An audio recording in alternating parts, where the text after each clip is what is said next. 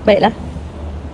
Seperti yang sedia maklum, saya telah menceritakan tentang nahkoda nan intan, iaitu Haji Muhammad Saleh, yang dikatakan telah membuka Pulau Pinang pada tahun 1734.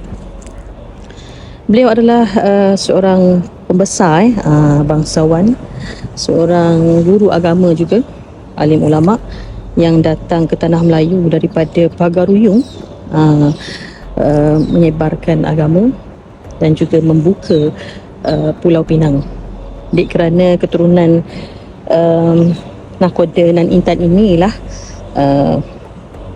menghasilkan keturunan peranakan daripada negeri Arab.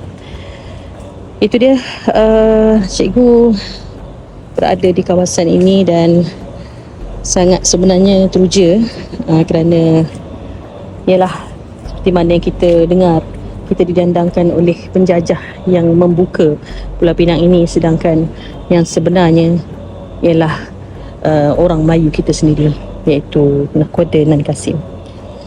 Kepada anda yang berada di sini melihat kawasan pemakaman ini, hadiahkanlah Al-Fatihah buat semua yang berada di sini. Semoga mereka berada dalam syurga Allah. Al-Fatihah.